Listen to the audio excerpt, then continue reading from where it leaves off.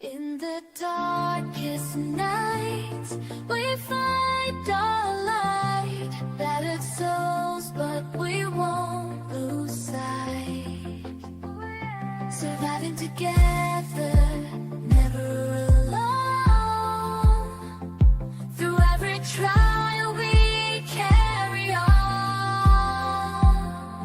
Surviving together, never alone. Through every trial, we carry on. Surviving together, we stand tall. United forever. Strength and courage will overcome. Oh, surviving together, victorious, never, never alone. Hand in hand, we'll face the unknown. We see you, we hear you, and we believe you. Hey, everyone. How you doing tonight? You've landed at Surviving Together, a safe space for trauma survivors to connect and come together on their healing journey, as well as providing trauma-related education for all. That's definitely what we are going to be doing tonight. We are uh, doing our third or fourth, guys. Literally, I almost lost what day it was today, so I totally apologize. But we're in our third or fourth in our human trafficking series, and we've got a wonderful guest tonight. And without further ado, I'm going to bring her up. And this is Jessica Kay. Welcome. How are you doing Hi, today? I am amazing. How are you? That's awesome. I've noticed with normally we've got a definite handful of people in the chat by now, and I've noticed with the human trafficking series, people seem to watch on replay more. So if we don't get a lot of people in the chat, like don't panic. I think that maybe it's the time or it's just not the right time for somebody to listen to that content. And so maybe they take it where they're kind of either in a safe space or a quiet space or away from children or whatever and listen to it then. So I kind of just wanted to let you know about that. So if you go, "Hey, wait a minute, there's nobody here." Yeah, no, normally there are. So, but insensitive topics sometimes that happens. And I do want to throw up my trigger warning banner before I do anything else so that I don't forget it, because otherwise, very likely that I will. Um, but guys, we are going to be talking about sex trafficking today, and specifically, we are going to be listening to Jessica Kay's story through this and her amazing healing journey out of it, afterwards, I should say, and kind of what she's done with her life since then, and the trauma advocacy work that she is now doing, which is just absolutely incredible. So I have nothing but respect for this woman, and I know you guys welcome her with open arms. I apologize to everybody out there if I look a little tired. I am. I've been working nonstop for a client that we should have had something done days ago. However, there was a hiccup, of course, and there's never enough time to take care of the hiccups, right? So that's why you have me for the very first time in a hat. So I hope I'm not offending anybody. I asked Jessica beforehand. She was not offended by the fact that I was still wearing a hat. So guys, Jessica, you get to be this is the first. I've been on 2 years now. This is the first time I've ever worn a hat on a show. So Well, congratulations. listen, come as you are, right? We're human. We have heavy days, busy days, and let's be honest, the world is kind of heavy right now. So let's get it. Definitely. People will say, "Hey, did you hear about this?" And I'm like, "No," because like, it's depressing to watch the news or whatever. We have a friend who's actually part of our community who was in one of the cities that was on fire with the narcos in Mexico because they, took out the head of the Yeah. one of the Mexican cartels. Well, she lives in that state where he heads it up, and her city, Mm. they were just bombing grocery stores and gas stations and banks. And yeah, it was pretty nasty for about 48 hours. She said it's calming down a little bit now, but I mean, add it to the list, right, of everything else that's going down in the uh, world. I was Yeah. gonna say the US, but it's not only the US, it's No. definitely the world right now. So, yeah. Um, but we're gonna talk about, another heavy topic today. But Jessica, why don't you just introduce yourself a little bit, and then we'll kind of skip back and we'll go to your backstory then. Okay. Well, hi everyone. My name is Jessica Kay. First and foremost, I'm a mom. Everything I do in this world is rooted in that role, and we're a basketball family, so basketball is life around here. So when I'm not helping other people heal, I'm rushing from gym to gym, or yelling at the TV if my son is not playing locally. So um, that is who I am at my core. But I am also a licensed clinical social worker. So day to day, I'm a therapist. I am a survivor of domestic violence and human trafficking, and I am the founder of I Am Jessica K. I work nationally as a survivor leader in the human trafficking movement.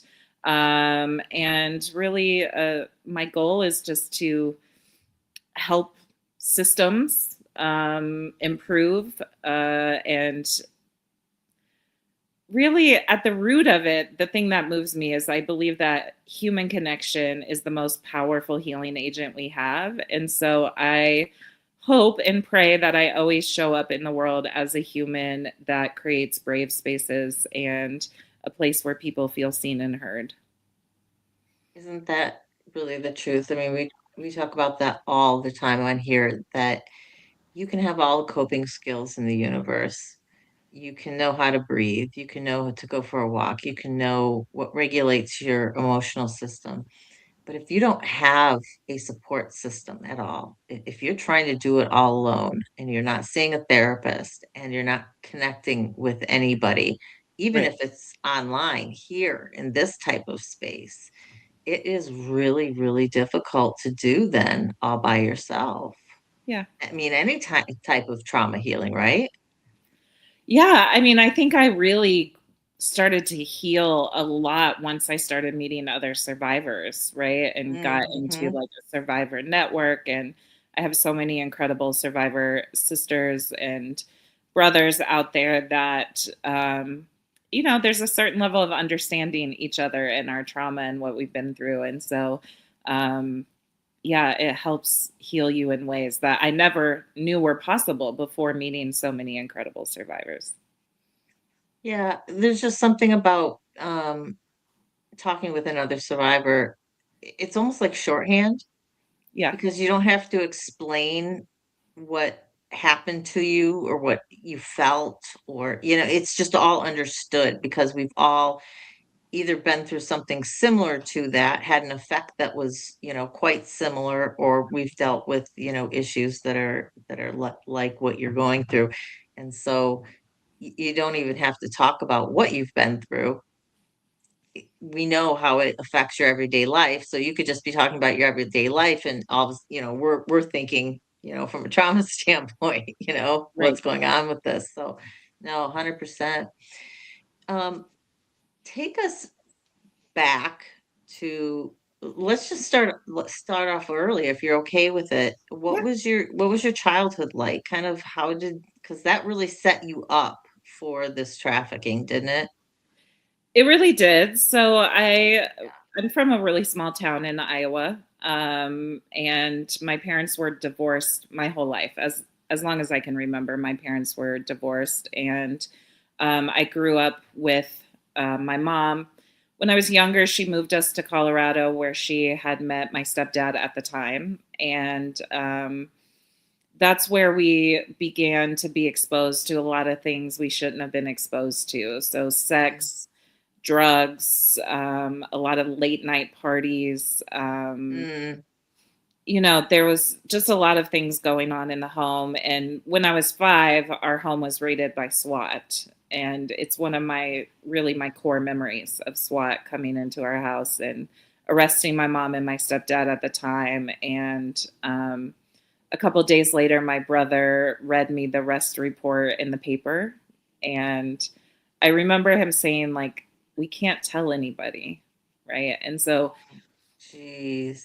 my life was filled with this kind of chaos, even Yeah. after, even after SWAT came. It wasn't like Mm-hmm. everything's better. My mom was stuck Mm-hmm. in her own trauma cycle, right? Yeah. And taking my brother and I through it with her. And so, my whole childhood, even up until I was a teenager, was filled with those things. Mm-hmm. I was watching people have sex at a young age, right? Sex in our Mm-hmm. living rooms, parties, alcohol, drugs, domestic violence, just complete chaos. And part of Really? it, Go yeah. ahead. Um, when I was a teenager, that's where a lot of the trauma symptoms started, really showing up, right? So Mm-hmm. I was drinking myself, I was doing drugs, smoking weed, right? I was running away, I was self-harming. But this was at a time where none of those things were talked about, right? So I was Yeah. just kind of labeled a troubled, a troubled child. Troubled kid. Yeah. Yeah. And even though I was in this small town and everybody knew what was happening, right? It was kind of the consensus of like, well, it's not that bad, right? Like it's not that bad. You got a roof over your head, or um you, it was really We don't normal. see you beaten and bloodied every day, so Right. It was like normalized, right? But like the reality is it wasn't normal. And it but really it took was a normal lot to of you. it was normal to me. And I was just gonna, and that's what I was gonna say when I was gonna interrupt you before, was just that by having those behaviors in your home for so long, this was your normal, right? right. And so looking outside, you doing those things later on, this just, it set you up for Yeah, for failure. failure. You don't want to say it, but really it is, because that, with that being your norm and that's your idea of what a decent relationship, or what a relationship should look like. We don't have those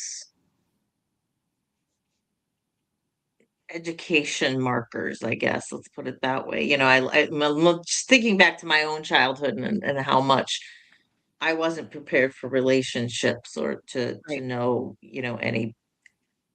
anything about that based on what was going on in my home at the time. Yeah.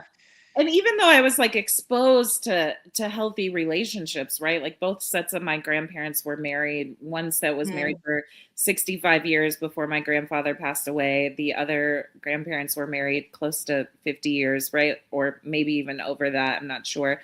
But I had, examples of healthy relationships, but I didn't experience them long enough Hmm. to understand that they weren't in the cycle of love and abuse, love and abuse, love and abuse. So in my Right. brain, that's what love was, right? It was sacrifice, it was abuse, it was showing up at all costs, right? It Hmm. was toxic, this love, hate, makeup sex, and everything's fine, right? And I didn't Right. Yeah.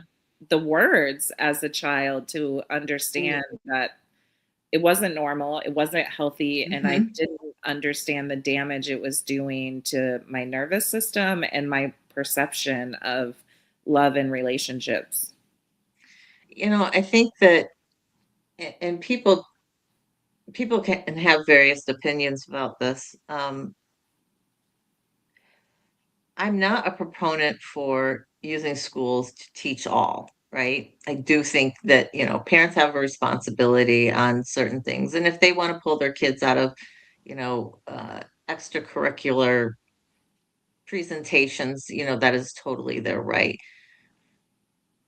But I really feel that consent, and it irks me to no end that there are states where you can't teach consent.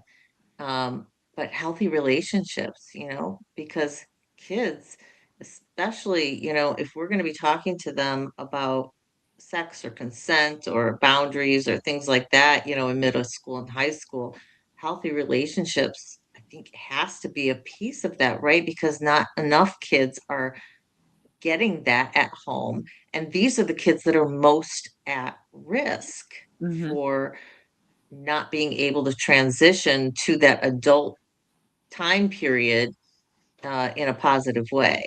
Yeah. Yeah. No, you're absolutely correct. Yeah, we need to, at minimum, basic social emotional education, and Yeah. understanding boundaries and our bodies and, consent and all of those things. And I agree. School should be for academics, but can we really excel academically if socially, emotionally we're not? I Right. don't know. Yeah. And the amount of people who I speak to who do that type of work, go into the schools and do education, whether it's on boundaries, consent, sex ed, whatever, invariably they've got at least one or two people who want to come up and talk to them. And whether it's about themselves or whether it's about a friend or they just pose it that way, there's some story there. It is reaching people. And I bet there's a number of kids who didn't come up to that presenter, but went home and thought about it or went home and talked to a friend about it. Yeah. Um, so yeah, I'm definitely I don't come from a school of, let's use education to fix all. But I think that if we're going to start putting more of an awareness on school children's mental health and how it affects their ability to be in school, right? Mhm. And socialize with other kids there at school, then, I would hope that they would have room to have a piece like that, in school somewhere. So, The reality is we're all victims of broken emotions, right? And so I think there's kind of a dual responsibility. Like, how do parents teach this if they've never had it? mm-hmm. So Yeah, if they don't even recognize that they're in a trauma cycle, how would they teach their kids to break the cycle, right? yeah. And even sex trafficking can be normalized within families, right? We know Hmm. that. And so I think there's a dual responsibility. Like, yes, it is the responsibility of the parent to heal and to do their own inner work and to teach their children those things that they learn on their healing journey. But I also think, how do we improve society if we don't start talking and fixing the hard things? Oh, yeah, absolutely. I look at it the same as like when I disclosed to both of my parents, different times, different ages, and they both had kind of similar dismissive responses for totally different reasons, but neither of them were equipped to handle such information. They had no idea what to do. Yeah. One was bury their head in the sand, and the other one just got angry. And and neither reaction was helpful for the child who was sitting here going, I think I got an issue, Right. right? And because they come from a generation where they didn't know anything about it. So okay, that's our squirrel off moment for that time period. So so this childhood really set you up for your behaviors then when you were entering your preteens and then into your teens.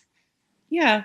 I mean, after I graduated high school, I left home immediately and I went to like community college for a couple of years, which was honestly the best time of my life. And I'm still friends with so many people from Ellsworth. But um, the one thing that I was still struggling with is, like, I was never really seen or heard as a child. And so I was Hmm. chasing love, right? I was still, Yes. I didn't even realize it. So when I was away at community college, this is where I got pregnant with my son. And so Mhm. I graduated from there 9 months pregnant. And then I decided, I had family in Las Vegas. I had a cousin, and my mom had already moved to Las Vegas. And so I decided, I'm going to move to Las Vegas. Like, Why not? 18, 19 years old sounds good, right? yeah, I was actually 21. Okay. No, I was, when we moved, I was 22. I had my son at 21. Okay. And so right after his first birthday, we moved to Las Vegas. So his dad and I moved to Las Vegas together. Um, but I was like fascinated, right? I grew up in this small town, and so never really spent time in big cities outside of like Des Moines, Iowa. Right. Yeah. So there's culture here, and there's different types of humans, and there's, so I was Yeah.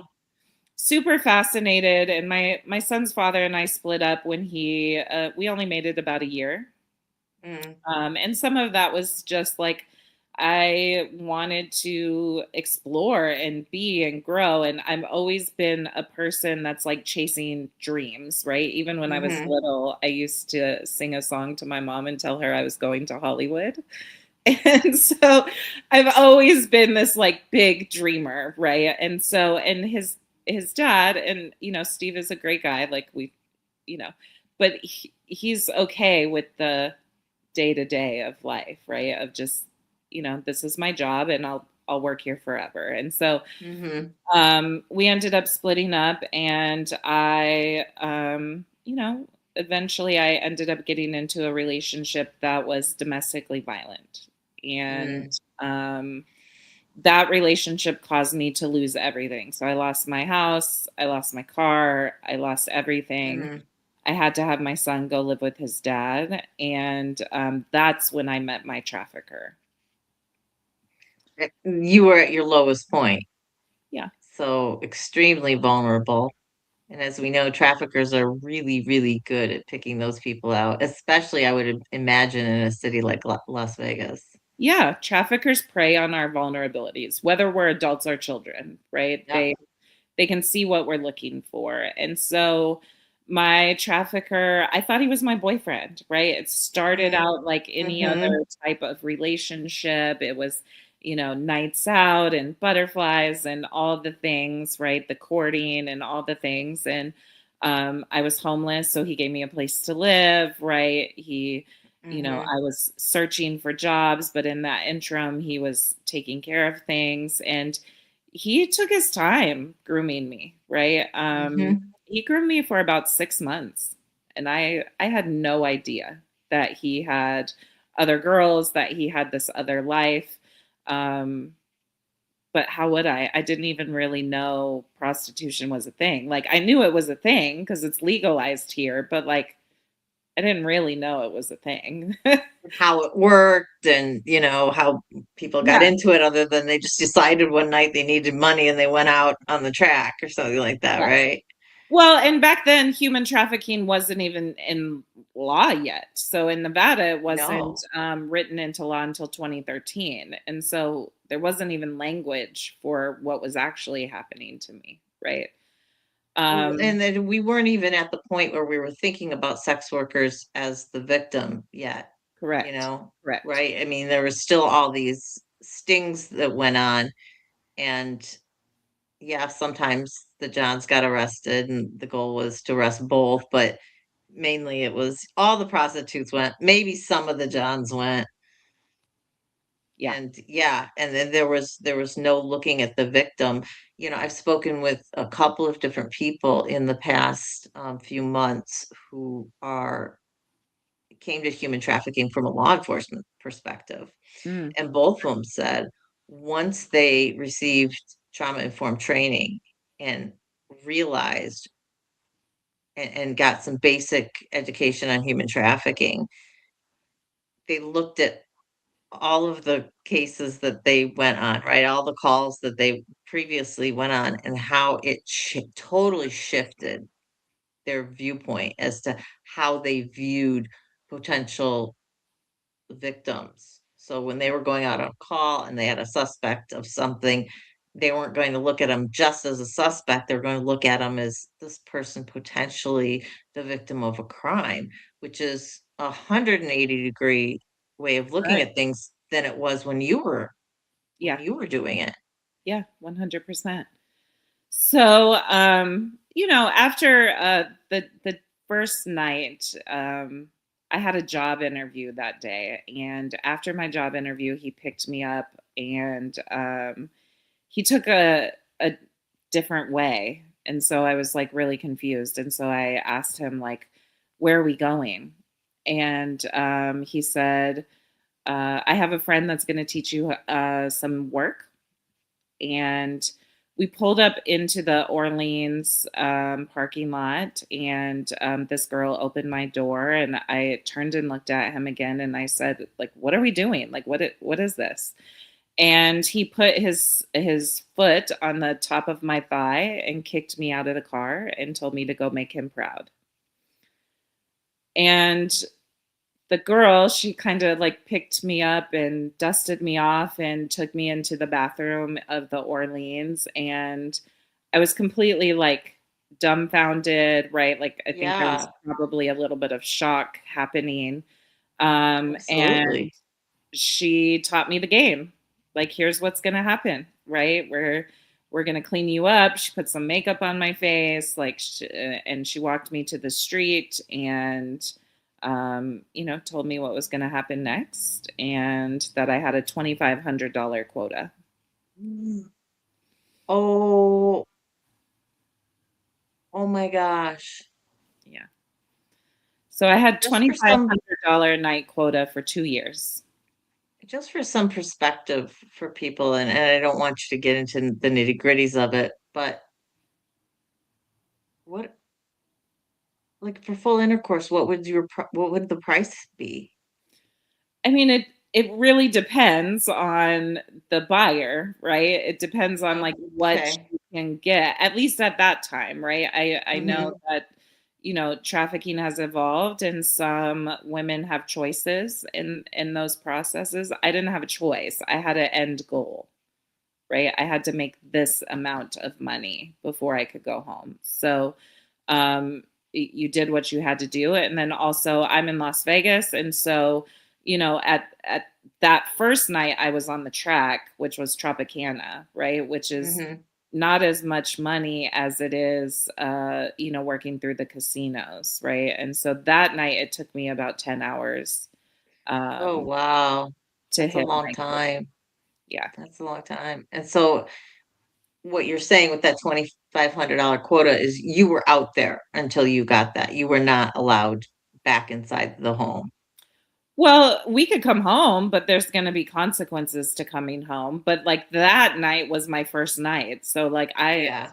I didn't even really fully comprehend what was Mm-hmm. happening to me, or I just felt like I had to repay him for all the things he had done for me. Mm.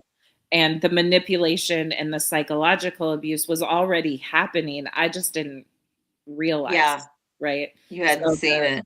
yeah, the isolation, the Mm-hmm. love and abuse, which was normal, right? Normal to Mm-hmm. me.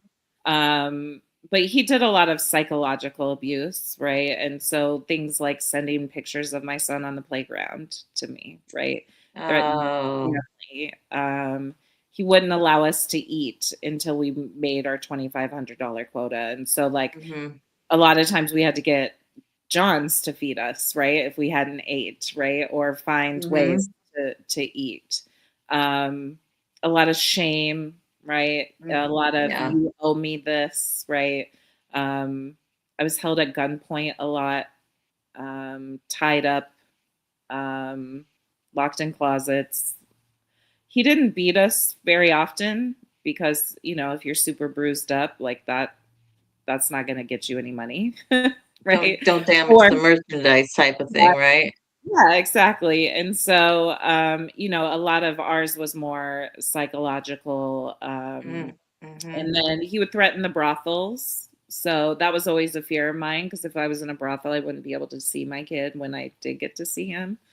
Yeah. Um, and then he would send other pimps after us. I was robbed and raped by other pimps for, talking back. So, um, you it just became normal for me, right? Yeah. For me, especially when you reflect on like my childhood and the things that my mom did and the addiction and the cycles that I watched growing up, to Mm-hmm. me in my mind is I made choices Yeah.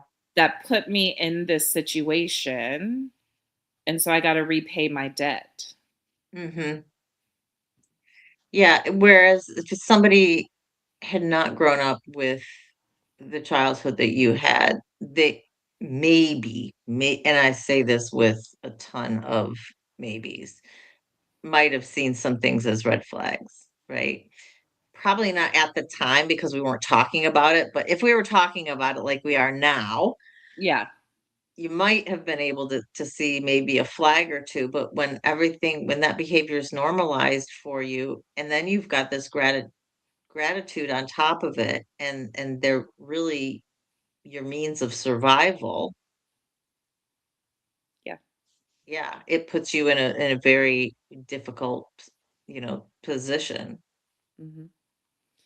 Yeah, and they really get to know you, right? Like they get to know your vulnerabilities and your trauma and like what you need to thrive and and they play into those things. And it's also, it's love and abuse, but a lot of times the love is, flowers and vacations and date nights and like, really making us feel like we're all a family and so it's not just, a Mhm, few hugs and snuggles. Like you really feel like this is uh uh, what's right and like this is my person.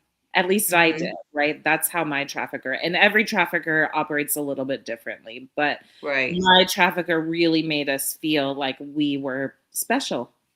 Mhm. Well, especially if he spent 6 months grooming you to the point where, you had absolutely no idea about these other, women, and he was taking you out and doing all these things. I mean, you're already vulnerable. You're at your lowest point when he met you. So, of course, I think and this is with a lot of trauma survivors, when we find something that's like a safe space to us, the floodgates just open on our mouth, right? Yeah. I mean, it's like we can't help it. It's like someone's safe, yay! Blah, here's everything Right. about me. Yeah, and we have just given them the keys to the kingdom. Then they Correct. know exactly what buttons to push and what's going to be hardest for us. So he really had you, dialed in. Um, excuse me. How many other girls did he have? Were you guys all in the same space after that? Because, if you didn't know about them beforehand, I'm assuming you were kind of in a different space. Yeah, so I was in a different space in the beginning, but then I moved in with my wifey at the time, and it was primarily me and her. But he Mm. also had 5 girls in and out of brothels. So, Oh my uh, gosh. yeah, He was so really involved with this. yeah, and so it was just me and her though primarily. We worked together. He put us in a weekly. We lived in a weekly over off of by the Hard Rock and gave us a car and we would, work together and we lived together. Mm. Do you find that that was helpful for you for getting through the time period that you did? Or was it more 100%. detrimental? Yeah, I mean, I think it's both. I think one of the hard things now is that like I don't know where she is. I don't know what Mm, happened to her. I don't know if she's okay. yeah. Um, I only remember her first name. Like, I don't remember her government last name, and I Mhm. remember the name she used, right, when she was You're born. right. Um, and I've never seen her again, so that's kind of the hard part is, like, what Yeah. happened to you, and are you okay? Um, but for the most part, it was a good thing, except there were times where he would try to like pin us against each other. And so Okay. then those times would be really hard because that Yeah. was your person. Mhm. Yeah. Yeah, because I was wondering if from an emotional standpoint, if it was helpful to have somebody there who was going through the same thing, or if it was more detrimental because they were like reinforcing the normalization of the bad behavior, right? Well, I mean, in the beginning, I think, yeah, she played a role in that, right? Because this was her life. This was normal to her. This is, and so she Oh, and helped him. she's the one who grabbed you out of the car? Are we talking Yeah. about the same And so person? she Okay. All right. helped. So that was her role. Yeah, like, she helped normalize it for me, Yeah. and, I don't Yeah. blame her, she's just as much as a victim as I 100 am, 100%. Yeah, um, absolutely. and she did become my best friend during that time, right, and, Yeah. I still think about her, I I have no idea Of where she is. course. So if she's Oh, watching, please reach out. yeah, okay.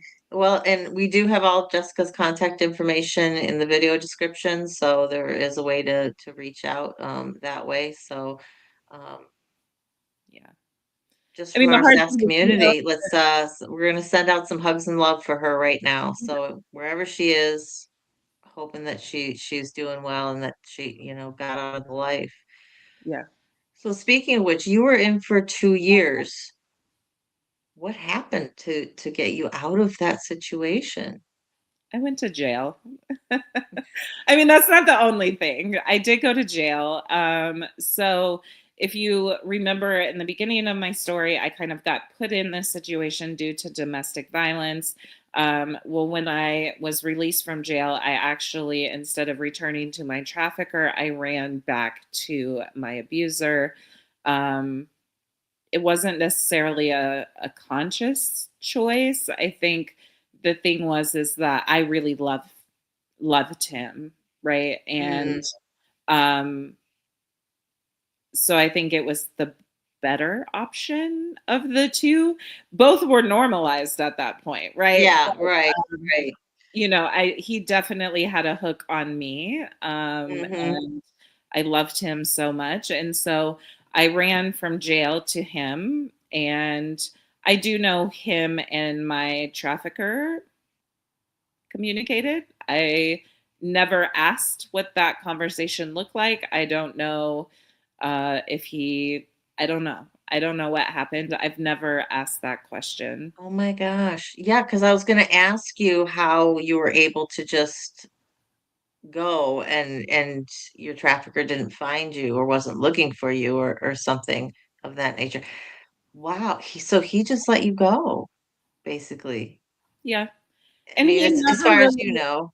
I mean, I never really saw him again, right? But because from that moment, it was like I'm not built for this, right? And so Yeah, I got yeah. like, a normal job. I tried to get into like, a normal life eventually. Yeah. So Mm-hmm. I wasn't operating in that world. And for a long time, I really didn't go to the strip unless I was with my partner. And, I Mm-hmm. just stayed away, obviously, from Yeah. certain parts. And at the end of the day, I still really didn't recognize myself as a victim, right? I didn't You're just recognize. doing what you had to do, doing what was necessary in the situation. Yeah. It's, Yeah. it's you know, it's what people who are in survival mode say, all the time, right? I mean, you do what you need to do to get through. And I think this is a helpful conversation for somebody who maybe has been through something similar and is at that point as well where you're like, yeah, no, I didn't like what was going on, but really was I a victim of something or was, I doing it because I was given a choice, so I wanted to do it. And you really need to look at those reasons behind what's keeping you in that relationship, right? What's Yeah. I mean, survival typically from the outside looking in looks irrational. mhm, I had to yeah, learn to forgive myself for the ways I had to survive. yeah. Where so at some point you left that domestic Yeah. So abuser. I stayed with him for another 8 years. Oh, Um, wow. I didn't realize it was such a long time afterwards. yeah, I stayed for another Okay. um so in 2012, yeah, 2012. Yeah, 2012 I tried to commit suicide. Mm, I'm so I sorry. overdosed on some pills. My daughter's little hands were sticking under the door. I will never forget that. Mm, And the paramedics were called, and I went into first an ER. So I went mhm, into an ER, and while I was there waiting for the state like social worker, when she finally mhm. showed up, she asked me one question, which was, "How are you feeling?" And I was like, I said, And then she said, pausing is a sign of depression. I'm going to go ahead and admit you to Ross and Nail Psychiatric Facility on a 72-hour hold. And I was like, wait, what? Like, I have to go to work.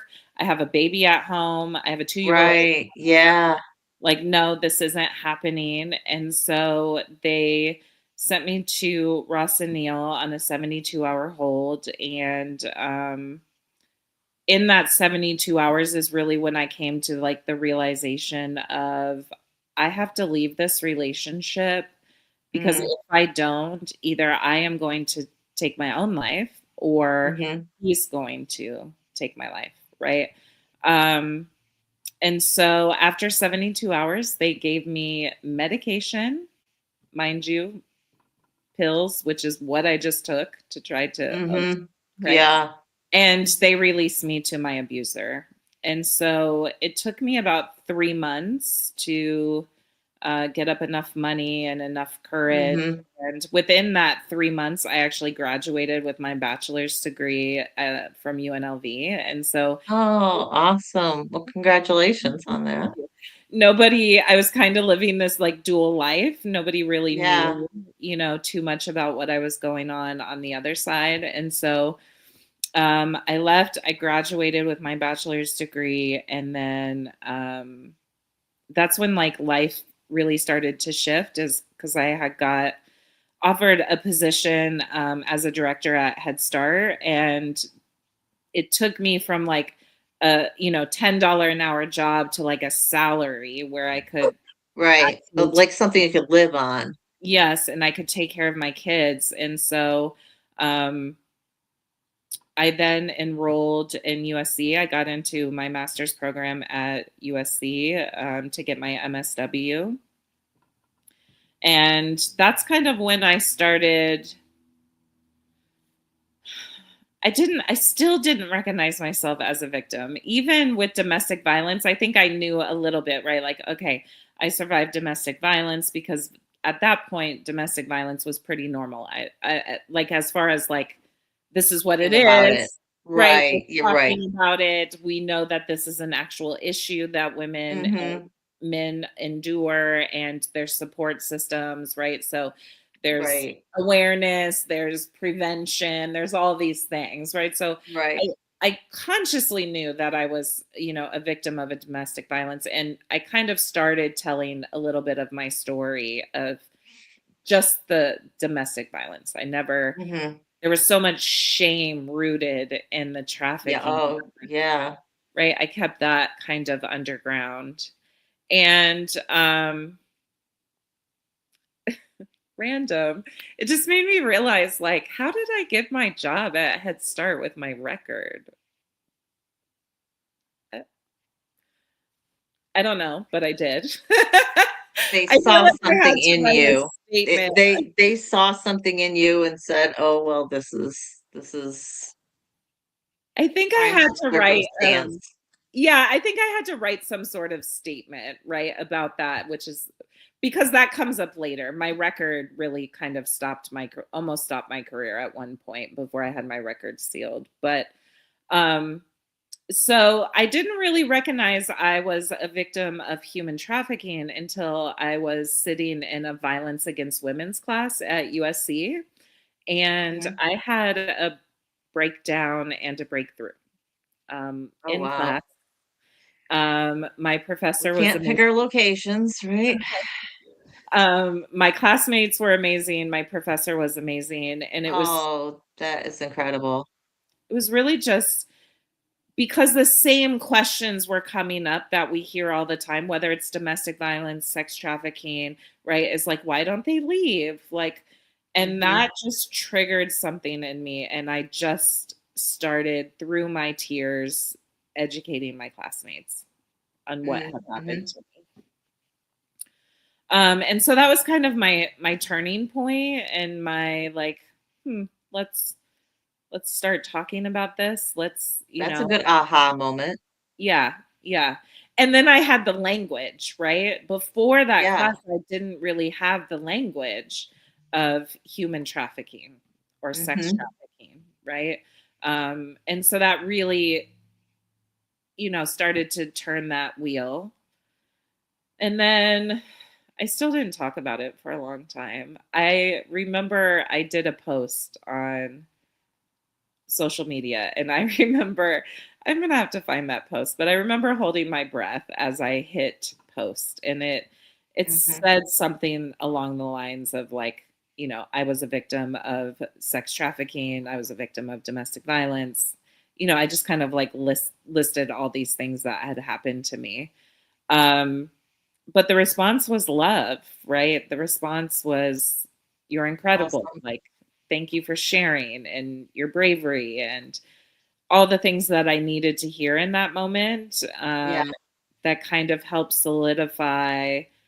I want to tell my story. I want Hmm. to help other women, even if it's just one. Then Yeah. everything that I went through was worth it to some degree.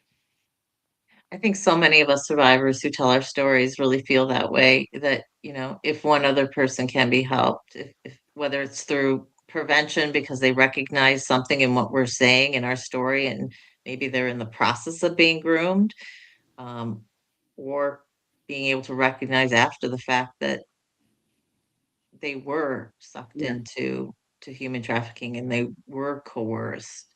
Uh, I think that, we all, it's like, yeah, if there's just that one person out there that we can help.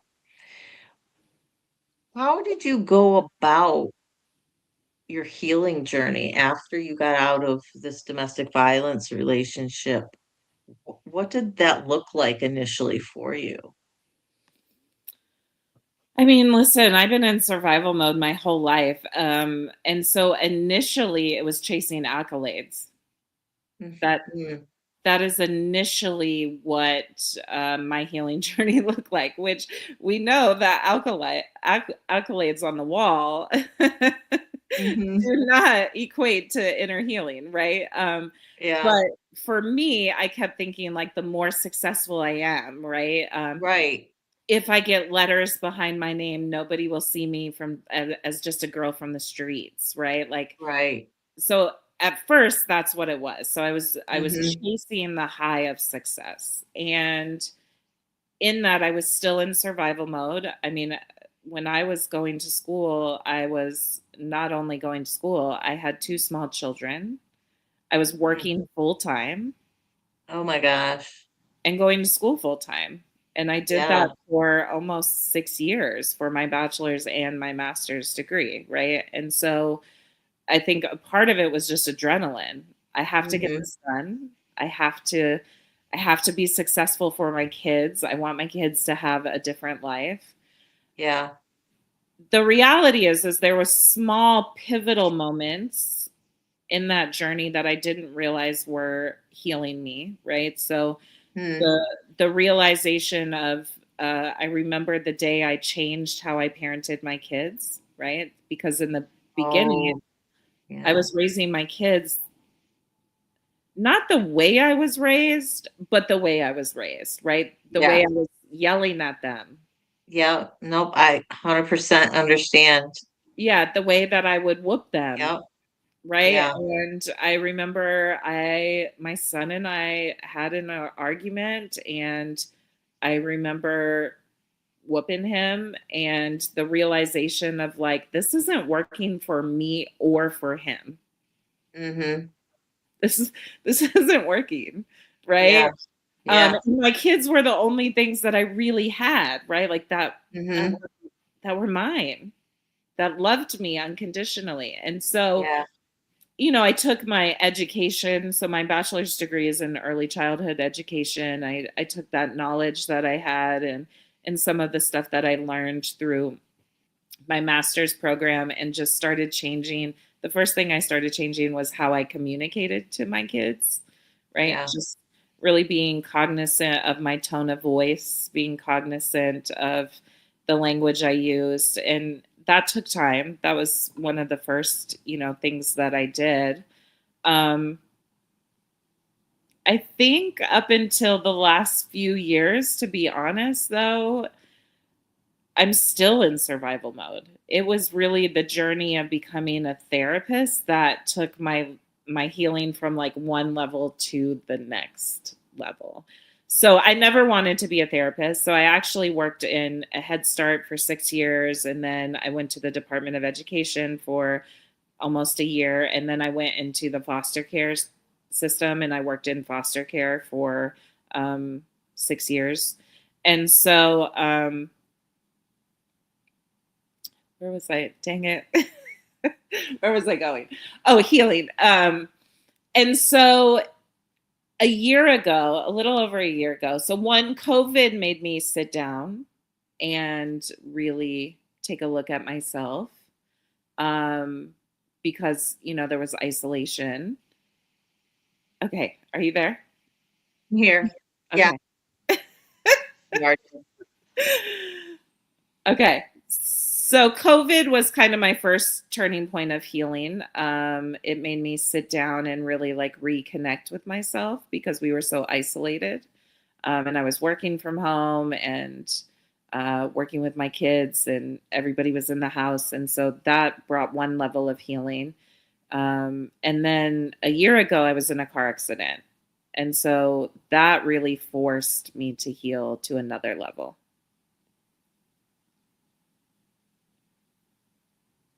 Are you there?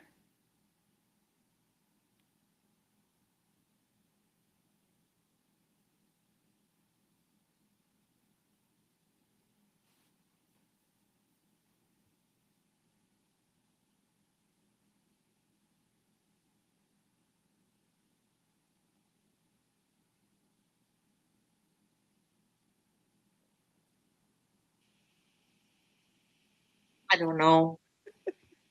StreamYard decided to take a nap. It kicked me off. Oh no, is it going to kick you off again?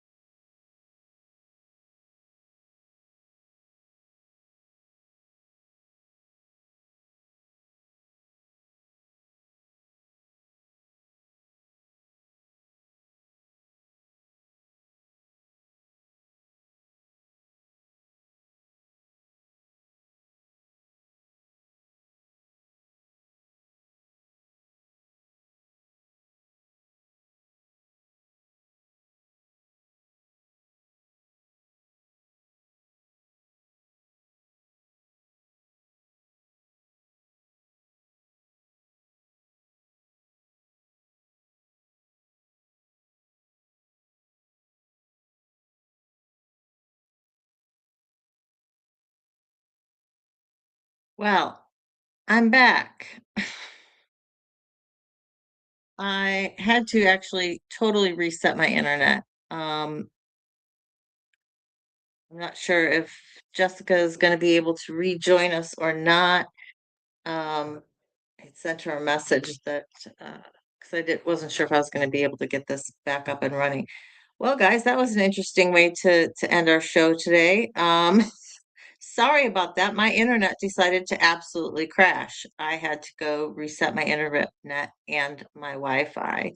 So, oh, it looks like Jessica is still here, so we'll get to say goodbye at least to her. I- my internet crashed. My internet totally crashed. No, I figured because I was like, she's been gone for a long time. Like, so I don't know what you want to do. Do you want to do a part two and we I schedule a part two, or like, I do. I would love to schedule a part two because there's some other people that I've met who I'm thinking it would be good to have um as like a panel show. So there's another survivor who I've met who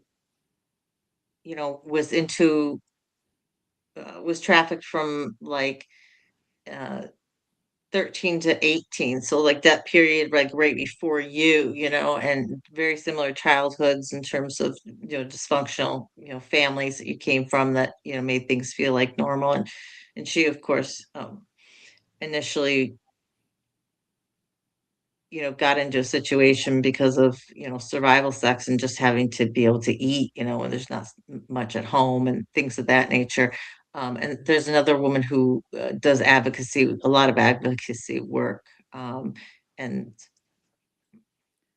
the other yeah, woman's I mean, doing it's advocacy work completely, now too. Yeah, yeah, because it's there's so much more I completely up want to to talk you. to you about like what you're doing now and things that we can Yeah. do to, help change.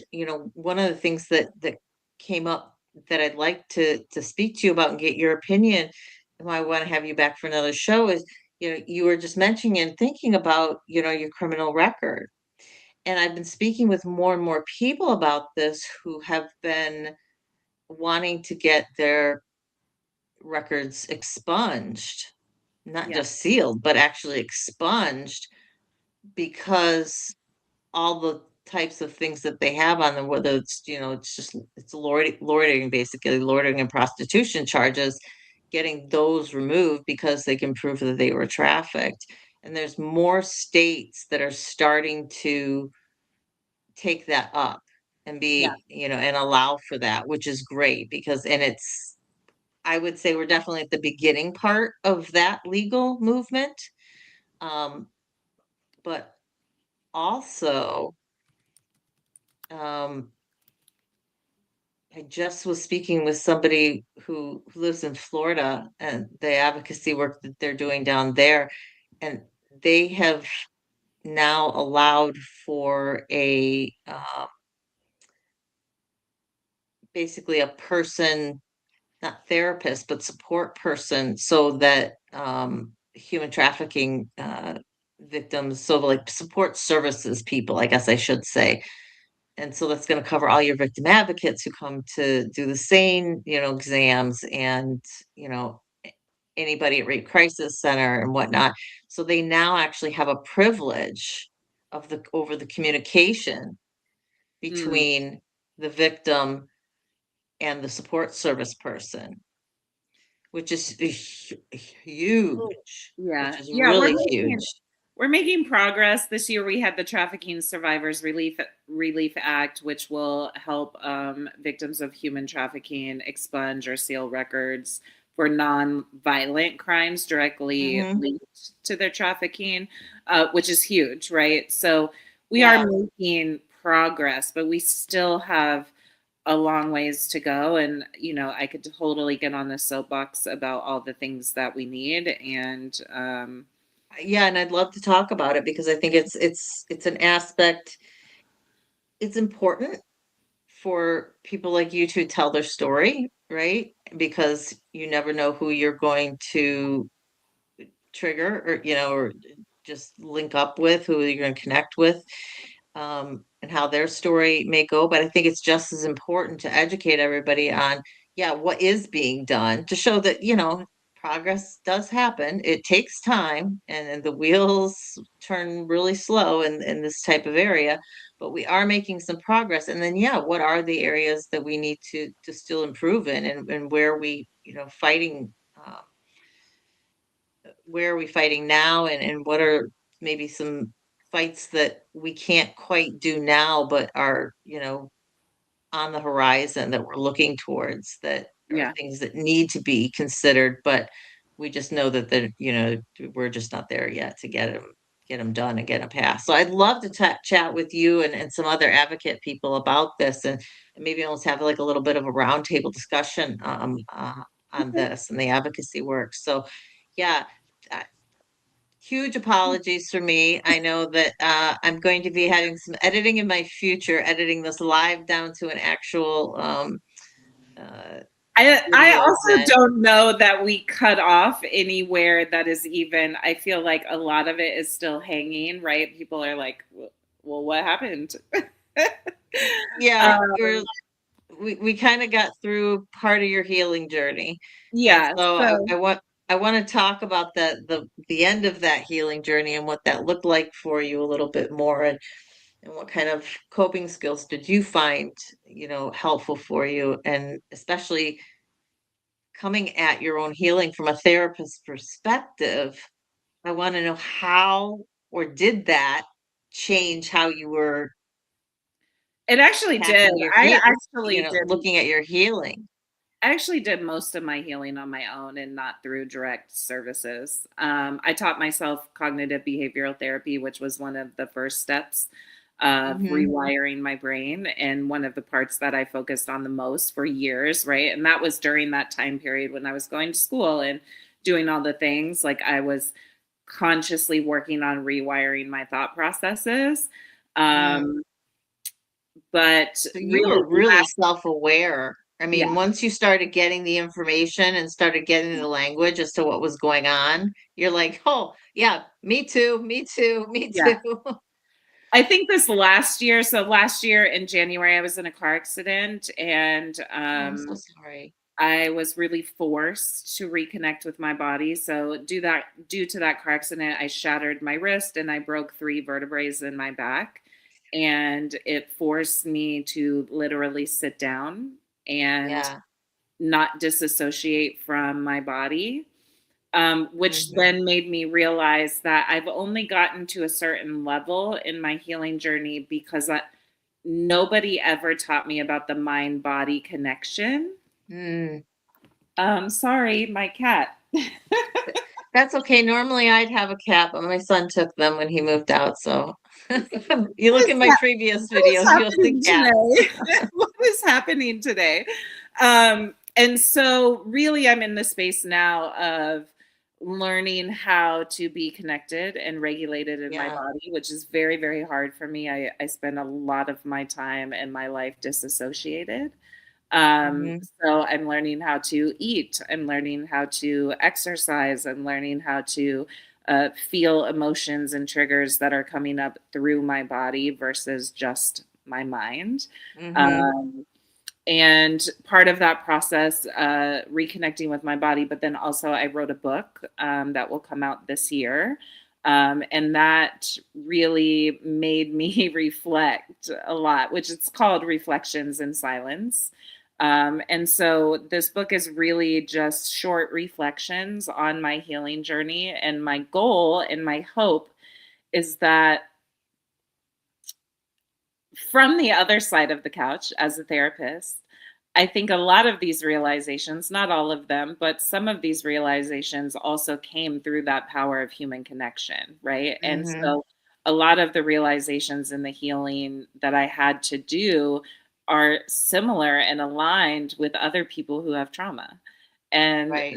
so I hope that this is a book can help spark some of those thoughts in other people, and really kind of give them a guide, I guess, of some of the things that I had to work through. So No, that's where I'm at. absolutely. It sounds wonderful because even if somebody's experience isn't exactly the same or they didn't have the same type of trauma, we know the trauma effects are pretty similar across the board in terms of what and how. There's always going to be variations, right? But that there are some bases that seem to be, across for most of us.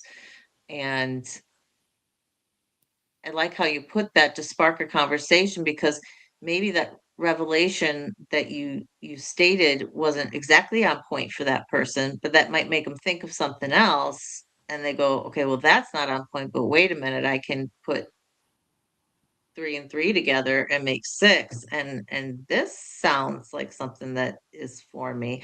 So you found that writing process, because I know when I went through that writing process, even though I thought I had dealt with so much of my shit, because I mean it was just childhood stuff that had been talking about for years. Did you Yeah. find that writing process really made you look at things on a different level? Oh, 100%. 100%. It made me really sit with some things, and it made me ask hard questions about Hmm. who I am and who I want to be, right? One of the Yeah. chapters in the book is called The Rising, which is where I am currently, but also what I'm calling in, right? The life and the love and the relationships, the career, the things that Hmm. I want is part of the rising. Right. So the reality is we're never, you know, I don't believe that we're ever healed. I know No. as a therapist, I'm probably not supposed to say that. I think our wounds just go further and further under the surface, but the reality is anything can trigger us at any point in time. A scent, a smell, a voice, a place, a picture, right? Exactly. It's how we respond, right? And it's learning Hmm. how we respond and what that means. I would say maybe people can be healed enough to be released from therapy, but I am 100% agreeing. I agree with you. We're never healed, right? I I mean, think people need to be released from therapy. I think people should go in and out of therapy their whole lives because you're gonna hit points where you got to go and see where you are, how the mhm, tools you have learned in therapy are helping you, and can you do this yeah, without this like weekly check-in or this bi-weekly check-in? And then when you're ready to like level up again, or when you're ready to take that healing to the next level, you come back to therapy. And maybe that yeah, is to the same therapist, but I also believe that every therapist has their own things to offer. And mhm, it's also good to experience other therapists and other modalities than what, mhm. we all have our specialties. And so um, I think people should go in and out of therapy. If if you're with me too long, then I'm not doing my job, right? Right, right. I I want you mean, to feel confident in going out there and seeing what you can do. well, kind of like the parent thing, our whole goal is to raise happy, productive people so that they can be productive in society, and then they move out and we're empty nesters and we say, okay, Right. go on, go forth, take on the world. And really, I look at a therapist's job as pretty similar. It's at some point, right? You're right. Somebody needs to learn to fly with the tools that they have. And if it doesn't work, well, then you may end up back in front of your therapist sooner rather than later. But I do Right. think you need to try it. And, yeah, I mean, something you may decide that you're ready to go further on looking at stuff because you may have not been ready before, or something may trigger you. You've got a new crisis in your life and you need to go. I mean, uh, Sarah was a therapist, one of my favorite therapists that I've had throughout my life, and she was a huge proponent of people going in and out when they felt like it, and Yeah. seeing them. So I call her up after several years and be like, hey Sarah, it's Sharon. I don't know if you remember me. Yeah, it's been a few years. I'm okay, getting ready for back for the third round. And we'd go back and forth. So yeah, I 100% agree with you. I think that therapy can be great for everybody And at also, any point in if their I life. can say one more thing before we end this, I want 100%. people to remember, one, that healing is a process, it's not an event, right? So we need to Yep. give ourselves grace and other people grace. But also understanding right now, when we're talking about survivors, specifically of sex trafficking, if you know Mhm. survivors or if you are a survivor, right now is very, very triggering for all of us, right? Sex trafficking is in the news on a daily basis. And so I just want to extend that I am here for you. And there are a lot of survivors who are here to support you. Or if you're looking for ways to support a survivor you love and not sure how to help them, please don't hesitate to like reach out to me. But if anything, just check on them. Just Yeah. say, hey, are you okay?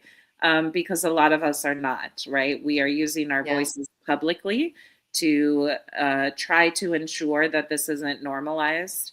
But privately, a lot of us are struggling. And so if you love Mhm. a survivor, please check in on them, take them out for ice cream, pour into them, Yeah. whatever your relationship looks like it with them, because most of us are Right. not okay. That's great.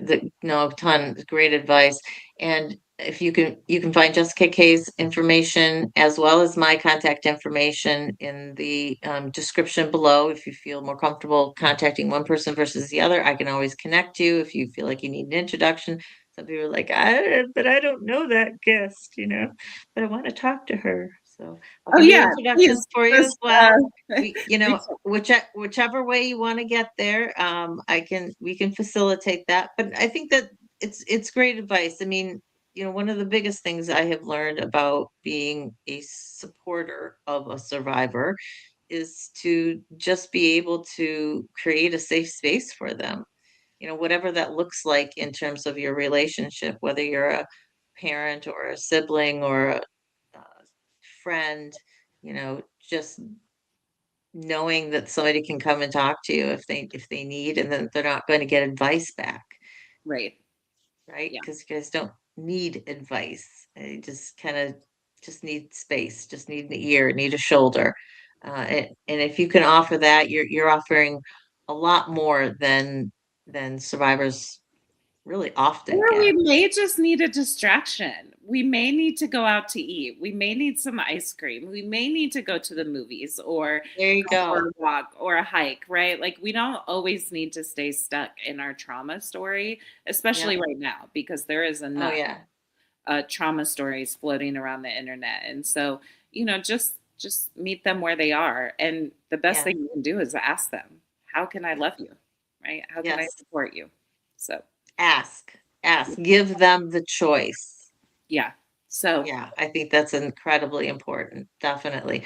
Well, I will definitely be in touch. I'm not going to make you stay for after the outro because the outro is kind of long. okay. Um, but it was a song put together by one of my subs, and I just absolutely love the song. So I haven't gotten a video along with it yet, but I love the song. So my channel, I'm keeping it, even though it's too long. That's right. I know That's it. right. I You do know it. you. The little things, the little things that I take joy in. Um, so yeah, I will definitely be in touch with you, email or on LinkedIn or whatever, and we'll arrange another time to get together. And let me reach out to some other of my contacts and kind of see what their schedule's looking like, and we'll definitely be back in touch. Okay. Perfect. I will talk to you soon. You take care of yourself. All right, you too. Thank you so much, Jessica, for being a part of this and putting up with our temperamental internet here It in Michigan. happens. It's okay. It happens. All righty, have a great night. Bye Thank bye. you. Bye bye. All right, guys. So that was Jessica K on a very interesting show where my internet happened to crash. I I don't recall it absolutely crashing before. I think this may be the first time. And maybe it's the hat. Do you think? Should I not have worn the hat? What do you guys think? Tell me in the comments. Do you think the hat caused my internet outage? Because at this point, uh, I'm at a loss. There's absolutely no reason for my Wi-Fi just to all of a sudden to go whoop. No reason, but apparently it did. So I reset it. There's a big old gap if you're watching this on replay, and I haven't gotten to cut it down into an actual video yet, which knowing me and my hatred of video editing, it's going to be more likely than not that you're still watching the full version. So if you've made it this far, congratulations, guys. Our next live will be Saturday, the 28th at 3 p.m. And honestly, I am not certain if this is going to be another human trafficking show or if I'm going to be taking the mantle and uh, covering a case that's been in the news. Uh, not today, not yesterday, but recently. So I'm not talking about Epstein. That is a can of worms that I will not tackle on this channel yet. And if you're curious about it and have been wanting me to cover it, feel free to email me and I can have a conversation with you behind the scenes as to why I'm not covering that. But I won't be covering the Epstein case. But the 28th on Saturday. So it's either going to be me or me and a guest. Just wait and see. I will have to get a thumbnail up if I'm not doing my guest. I need to get that nailed in the next day or so, obviously, because that's coming up a lot sooner than I thought. Crazy week work-wise for me. I have been working my little tail off, not only to get my hours in, but also because we just have a giant case that we're trying to close up and roll out production for the client. And we've had some last-minute hiccups that have not been making the process easy. So that is what I'm going to be getting back to now, as long as my internet holds up. Cross your fingers. I need it for my job. So with that, I'm going to leave you. Please remember, you are worthy, you are valuable, and you are loved just the way you are for who you are. So hugs and love from me. I will see you guys Saturday at 3 p.m. Eastern Standard Time. And just check the thumbnail for the topic that'll be upcoming. Surviving together, never alone. We'll see you guys later. Have a good one. Bye.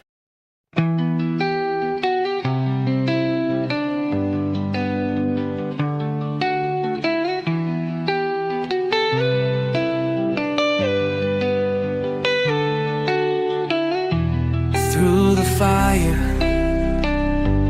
through the rain, we have walked through endless pain, but we stand, we rise again, stronger now, we break the chain, surviving together, hearts open wide, lifting each other through every tide. The past may have shaped us, but it won't define. Together we heal, together we shine.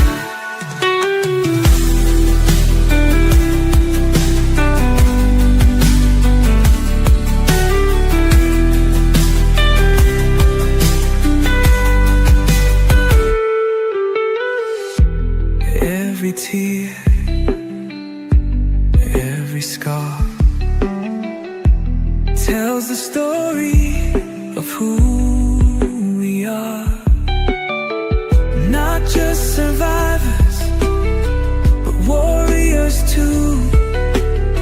With love as our armor, we see this through. We see you, we hear you, and we believe in you. Surviving together, hearts open wide, lifting each other through every tide. The past may have shaped us, but it won't define. Together we heal, together we shine.